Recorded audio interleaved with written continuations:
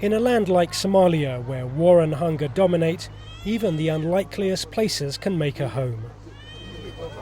2,000 Somalis live in this camp for internally displaced people, or IDPs, in the northern region of Puntland. They fled from fighting in the south, but life here can be nearly as hard.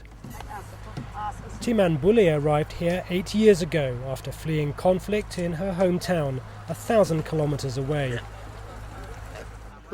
She says she's worried about her 6 children and her frail mother.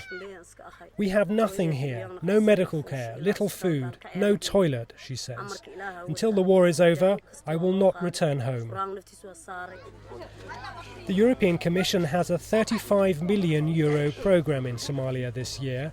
Country Office head Philippe Royan says the hardest challenge is reaching those in the most immediate need. So it might be even worse in the areas where we don't have access, and difficult to establish what are the priority needs when we can go by ourselves and we have to rely on second-hand, third-hand monitoring, needs assessment. There are 11 camps in the town of Garowe, the small, colourful capital of the autonomous region of Puntland. The United Nations estimates the district hosts around 6,000 IDPs, a tiny proportion of the estimated 1.4 million displaced in Somalia as a whole. But a drive through Puntland shows how violence is not the only problem affecting Somalia. Because of drought, many pastoralists have been forced to settle near towns, where there's food and medical care for themselves and their animals. One of the projects funded by the European Commission supplies free vaccinations to animals in an attempt to help pastoralists get back to their traditional way of life. Ahmed Jama saw his herd of 400 goats and sheep and 50 camels dwindle to just 50 goats and 1 camel.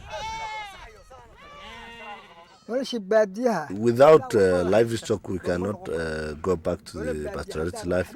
I really like to go back. But now, as we have nothing to go back, I cannot go back. And I'm hoping that someone will help us. As the insecurity in other parts of Somalia continues, humanitarian aid agencies will find it increasingly difficult to reach those in need.